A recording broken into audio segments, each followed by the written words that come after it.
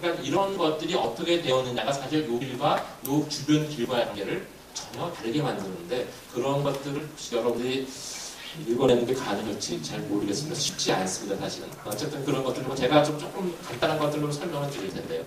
예를 들어서, 이거는 이제 옥리동천에 있는 건데, 기린교라는 게 이쪽에 쭉 올라오는 정도가 기린교죠. 네. 금방 요거랑 금방 아실 수 있겠죠, 그렇죠? 또 하나는 금천교라는 게 경복궁 요 아래쪽 이 정도의 금천교가 있어요. 여기는 옥리동천과 대군동천이 합류된 것은 물질이 크겠죠. 그러니까 여기는 대천교가 그러니까 이게 이 정도 물길이면, 이 정도 브릿지면은 굉장히 큰 브릿지입니다. 여러분들 성 바깥으로 나가는 물길이 오간수문이잖아요. 동대문으로. 그렇죠? 그 다음에 저 북쪽으로 홍지문 쪽으로 나가는 또 오간수문이고. 그 다음에 최근에 동대문에 훈련원터를 가다 발굴 나오는 것이 이간수문이잖아요. 그러니까 이건 삼간이거든요. 이간, 삼간, 오간이라는 게 아치의 개수니까. 이건 그러니까 도성 내에서 굉장히 큰 물길에 속하는 라고 볼 수가 있고, 그것이 바로 이 위치입니다. 근데 잘 보시면 이 오간, 삼간의 이 대청교가 양쪽에 길이 없잖아요.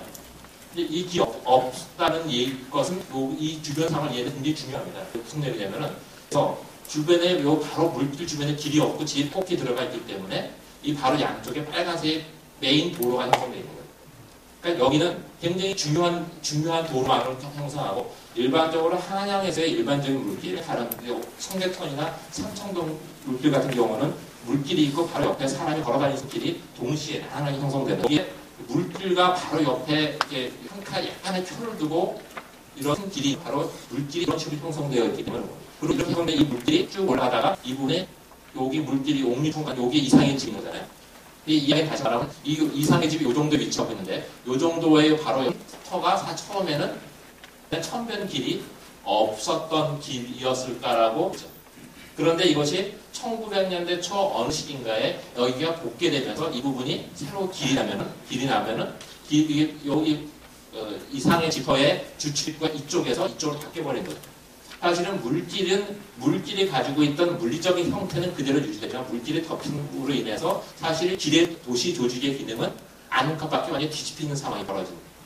그런 것들을 읽는 것이 도시 조직의 근대적인 변화와 땅의 잠재력과 가치의 변화를 읽는 한 가지 방법일 것 같아요. 이거는 이제 기린교라고 해서 굉장히 재미난 길인데 폭이 좁으니까 요거는 이게 지금 남아있다고 그러는 것 같아요. 제가 봤던 것 같아요. 기가 오래돼가지고 요 근처에 아파트이고 그런 데죠. 자, 이건 역사적인 근대적인 변화를 보통 이제 구체적으로 도시 아까 말씀드린 조직의 변화를 보는 방법, 도로의 확장이나 물질의 복귀나 이런 걸 보는 방법이 있고 내용 변화를 볼 수 있는 그런 게 있을 것 같은데 제가 한 가지 좀 말씀드리고 싶은 것 중에 하나는 저도 지난 작년에 이제 좀 인지하게 됐고 아직 학술적으로 정리된 건 아니지만 굉장히 재미있게 생각하는 것 중에 하나가 우리나라 도시의 행정조직의 최소 단위가 기본 단위가 동이라는 사실인 것 같아요. 동 이렇게 쓰잖아요. 근데 이 동이 굉장히 중요한 의미가 있다라고 생각했습니다. 왜냐면 상수가 한 가지 동자잖아요. 그렇죠? 이게 다시 말하면 물을 끼고 하나를 형성하는 게 도시 조직의 최소 단위다. 그러니까 우리가 여러분들 건축하는 사람들은 커뮤니티 최소 단위 할 때 뭐 근린주구, 근린분구, 인복 이런 것들 배우잖아요. 그래서 매미면은 그것이 하나의 도시를 이루는 최소 단위라고 배우는데 당시에 우리의 생각 속에는 이런 물길을 끼고 그룹이 하나로 형성된 것이 하나의 커뮤니티의 단위라고 생각했고 그것을 동이라고 쓴 것이 아닌가 싶은 생각이 들어요. 근데 이런 생각을 하고 보니까 일본 같은 경우는 마치라는 말 쓰는데 거기는 물 삼수변이 들어가 있지 않습니다. 기본적으로 필지가 많은 곳에서 필지를 갖다가 나눠서 한 가지 동이 이루기 때문에 따라서 우리가 이 물을 끼고 하나의 커뮤니티 단위를 동이라는 사실은 굉장히 중요한 의미가 있지 않나라는 생각이 들고요. 그리고 이 부분은 사실은 앞선 선생님들이나 이상한 교수님께 여쭤보고 싶은 말이긴 한데 제가 이제 공부가 짧아서 했던 공부가 위항문화이라는 내용을 다 들으셨잖아요. 이거 하시는 거죠. 근데 왜 위항, 여항이라는 말을 써서 왜 항이라는 말을 쓸까? 라고 생각을 해본 적이 있는데 이 항이라는 말은 중국에서 우리나라 동해에 해당되는 거리 최소 단위예요. 어쩌면은 이 항이라는 단어를 갖고 위항이라는 단어가 우리나라에 언제부터 쓰였는지 모르겠지만 위항이라는 쓴 것 자체가 조선 후기에 중국과의 거래를 통해서 중국이나 세계의 새로운 문물을 빠르게 수용할 수 있었던 중인들이 중국의 앞선 문물을 수용하는 그런 태도나 의식 구조가 용어에 반영된 게 위항이 아니었을까 항이라는 단어는 중국에서 쓴 단어가 아니었을까라는 생각을 해봤는데 어떻게 보겠습니까? 혹시 많이 분이라든지 의견을 주실 수 있으면 좋을 것 같아요. 그런 생각도 해봤어요. 사실 그래서 우리가 이런 용어들이나 용어에 대한 이해를 하는 것이 그 지역에 자료가 많지 않은 지역을 이해하는데 굉장히 중요할 수도 있다는 생각을 해봤습니다. 어쨌든 이 물길을 중심으로 하나의 커뮤니티 단위가 형성되는 것이 우리의 도시 조직에서 이제 중요한 근간이었다는 것을 아는 것은 굉장히 유용하다는 생각이 들고요. 도시에서의 물리적인 변화는 도로나 물질의 변화 못지않게 동일용 건축의 양산이 근생 변화에 굉장히 중요한 하나의 특징이라고 생각합니다. 자, 이거는 이제 일제 강점기에 조선 총독부의 관사 대치로입니다. 이것을 굳이 보여드리는 이유는 뭐냐면 우리가 보통 근대적인 변화, 근대라고 이야기하면은 우리가 서양사를 갖다가 서양 문화사람들이 세계사적인 관점에서 배울 때는 서양의 산업혁명에 대한 얘기를 굉장히 많이 듣고 산업혁명이 우리 근대 사회에게는 굉장히 중요한 변수로 이야기하는데 사실은 우리나라는 산업혁명이 없는 근대를 겪기 때문에 서구가 산업혁명을 겪으면서 겪었던 수많은 도시의 문제들이 우리나라에서 일어나지 않습니다. 그것을 이해하는 게 굉장히 중요한 것 같아요. 서구 산업사회의 도시적 문제와 도시적 변화와 우리는 굉장히 다르고요. 산업혁명 없는 식민지 하에서 근대화를 겪다 보니 도시에 미치는 영향도 전혀 다른 형태로 나타나요. 그러니까 산업혁명이 없다 보니까 공장이 지어질 리가 없고 노동자 문제가 있을 리가 없고 노동자 주거 문제가 우리 도시에서 문제가 일어날 일이 없습니다. 근데 어떤 문제가 일어나냐면 식민지가 되다 보니까 식민지가 됐을 때 일본이 우리나라를 식민 지배하기 위해서 일본의 자국민들 갖다가 식민할 거 아닙니까? 그렇죠? 그러면 그 사람들에게 주어야 될 안정적인 주거가 굉장히 필요해지죠. 그러다 보니까 조선에서는 서울에 일본인들 식민 관료로 온 일본인들을 위한 주거를 집합주거를 공급하는 게 굉장히 중요했고 그래서 서울의 근대적인 도시 변화의 첫 시작점은 산업혁명을 겪은 나라들과는 달리 식민지 관료를 위한 집합주택의 건축으로부터 시작됩니다. 도시의 문화의 변화는. 그리고 그러한 것들은 대부분 어디에 지어지냐면은 조선 정부가 가지고 있었던 공공시설에 지어져요. 그러니까 사실은 이런 식으로 지어지는 시기를 약간의 차이는 있습니다만 남촌에 있는 것들은 보통 1910년 이전에 이미 일본인 거류주가 형성되면서 됐던 것들이고요. 그 다음에 이쪽에 요게 1910년대 이전이고요. 1910년과 20년대에는 이런 쪽에 지어지고 또 30년대에 이렇게 되는데 이런 데들이 대부분 일제강점기에 조선총독부 재산, 이 얘기는 다시 말하면 한일 병합되기 전에는 조선정부 재산이라는 얘기죠. 그러니까 조선정부의 공공기관이 위치하고 있었던 곳에 식민지 지배관료의 주택들이 들어서게 되고 이것이 식민 일제강점기의 도시 변화의 근간을 이룹니다. 그 중에서 이제 서촌에서 이루어지는 것에 굉장히 중요한 변화 중에 하나 아까 말씀드렸던 창의 공투에 대해서는 영조잠재 공척 주식의 공척 혜택이 있는 거고 그 다음에 이 부분이 이 부분인데요. 경의공터의 일부를 잘라서 조선 총독 관사 들어가는 게 하나가 있고 이 지역의 일부 부분적으로 다른 것들이 들어가는 게 있는 겁니다. 좀 더 구체적으로 보면은 창의공터가 이렇게 빈터로의 큰 땅인데 기본적으로 나라가 주인이 바뀌기 때문에 일본의 자기를 국유지에다가 공척 사택을 짓게 하는 거고 지금 여러분들이 계시는 바로 이 건물이 여기에서 이 건물입니다. 바로 그 한복판에 여러분들이 계시는 거예요.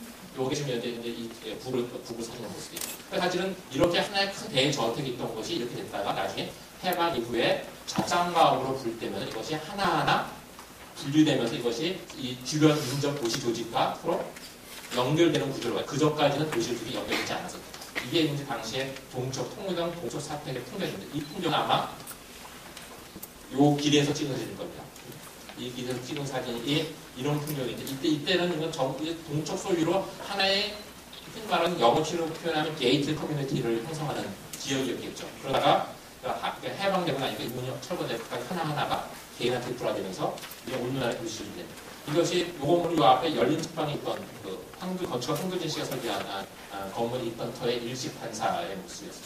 이런 관사가 있다가 지금 이것이 철거되고 지금 새로운 책방 건물, 근생 건물이 들어서 있는 거죠. 들어온 입구에 있습니다. 이것은 이제 이 선화공터 혹시 나중에 또 근생님께 설명해 주실 수 있으면 선화공터 설명해 주시면 좋을 것 같아요. 저는 선화공터 어떤 건지 모르겠더라고요. 자리에 있는데 이 선화공터가 이제 조선시대 때, 조선시대 때의 재생원은 이제 서민들을 위한 부술기관의 성격을 가지고 있었는데 이것이 1913년에 한일 병합 이후에 조선총독부 재생원이 그랬었거든요. 대생문에는 이제 이렇게 고아들이나 그 내가라고 하죠. 장님들 그런 애들이 그 의료시설 복지 이런 것들을 들어서 그러는데 바로 이 터에 이루어졌던 거예요. 기본적으로 도시조직의 변화에서 지금 여러분들이 그 우리나라의 한국 정부에 공공시설이 들어가 있다는 일제강점기에도 식민지 관청이 있었고 일제강점기 식민지 관청이 있던 것은 마찬가지로 조선시대에도 조선정부의 관청이나 정부 소유 땅이었다라고 생각하면 좋습니다. 사실은 도시조직의 변화에서 물리적인 변화, 조직의 변화, 연속성 못지 않게 기능적 연속성도 굉장히 오래 갑니다. 주거지대로 기도하는 거예요. 그러니까 최근에 우리가 70년대 이후에 도심에 있는 대규모의 관이 개입된 재개발이 이루어지지 않는 한 그대로 그 상태 그대로는 그 조직과 기능의 연속성이 굉장히 오래 가는 속도입니다. 여기 보면 이것이 이제 일제강점기의 재생원의 전반적인 모습인데요. 재생원의 그런 전 한옥으로 있는 걸로 봐서는 이미 이것이 식민지 전에도 조선시대에도 이런 대규모 어떤 공공시설이 존재했었던 것 같아요. 정확하게 이것이 무엇이었는지 잘 모르겠는데 이것이 상하분인지 뭔지 잘 모르겠습니다. 어차피 자료가 있어서 한번 같이 정리를 했고요. 이 자수궁터에는 이제 대한제국의 그 격리병원이 여기에 만들어졌었던 것 같은데 이것도 마찬가지로 한일 그 병합이 된 이후에 수나병원이라는 게 지어졌었고요. 이것이 나중에 이건 50년대 사진입니다. 50년대 사진에 병원이 비교적 모던하게 지어진 모습이 있다가 지금은 이제 달라졌죠. 병원도 없어졌습니다. 자, 이거는 이제 조직에 대한 얘기를 잠깐 말씀드리자면은 조금은 이제 그 고발적일 수도 있을지 모르겠습니다. 제가 몇 시간 있습니다. 괜찮아요? 시간 핑계대고 빨리 끝내려고 그러는데 된다고 그러시면은 한옥은 근대 도시인가 근대 도시택인가 이 말을 왜 사실은 하려고 했냐면 우리가 그냥 한옥이 근대계에 지어진 굉장히 중요한 주택이라는 책이 아니라는 뜻이 아니고요. 우리가 보통 도시주택이라고 표현할 때 선구적인 관념 때문에 노동자 주택이나 산업혁명 뒤에 산업화된 도시에서 나타나는 주거 문제에 대응하는 그런 주택이라고 습관적으로 생각하거나 그것과는 굉장히 다른 의미의 주택이라는 것을 말씀드리기 위해서 기본적으로 한옥은 노동자를 위한 주택이 아니었고요. 최소한 중산층 이상을 위한 주택이었다는 거고 그 다음에 그냥 공공에 개입된 것도 아니었고 개인 사업자를 통한 물론 개인 사업자도 초창기는 한인 사업자였습니다만 40대 후반에 들어서면은 일본인 거대 자본에 의해서 도시 한옥이 이제 대규모로 공급되는 일들도 벌어지게 합니다. 사실 그 한옥이 우리가 흔히 알고 있는 그 서양 건축사에서 배우는 도시 한옥, 도시주택과 다른 것이 뭐냐면 대규모 도시 주거 문제를 해결하기 위해서 등장한 것이 아닐까. 공공의 차원에서 하는 것이 아닐까 거고요. 그 다음에 이제 또 하나는 이 한옥에는 기본적으로 도시주택과 비도시주택의 가장 큰 차이 중에 하나는 뭐냐면 땅을 쓰는 방법의 차이인 것 같아요. 왜냐면 도시주택이라고 하는 것은 이게 기본적으로 도시화를 통해서 과밀하는 도시에서 좁은 땅을 어떻게 효과적으로 활용하느냐에 핵심이 맞춰져 있는 거잖아요. 그래서 다층 주거가 등장하고 연립 주거가 등장하는 건데 그런 측면에서 본다면은 이 한옥은 사실은 그런 성격을 충분히 부분적으로는 반영하고 있지만 충분히 반영하지 않고 있다. 그래서 이것은 우리 서울의 근대 도시 주거의 한 가지 위험인 한옥은 우리가 알고 있는 일반적인 서구의 근대 도시 주택과는 굉장히 다른 성격을 가지고 있다. 그러니까 도시화에 대응하는 주택이긴 하지만 생산지 노동자를 위한 주택이 아니라 사무직 노동자를 위한 중산층 이상의 주택이었다는 것이 다른 측면을 가지고 있습니다. 이거는 이제 1929년에 한인 정양사라고 정세곤이라는 사람이었을 것 같아요. 이 사람이 조선일보에 한옥을 갖다가 광고하는 그것은 이전과는 다른 것이 주문 생산이 아니라 상품으로 생산해 놓고 그것을 갖다가 분양 광고를 내는 그런 형태들이 이제 29년에 나오는데 이 양반의 기록에 의하면 자기가 1929년에 쓴 글에 한 10년 동안 10년 이상 이 사업을 해왔다고 하는 걸 봐서 1910년대부터 상품화된 도시 한옥이 존재했었던 걸로 보여집니다.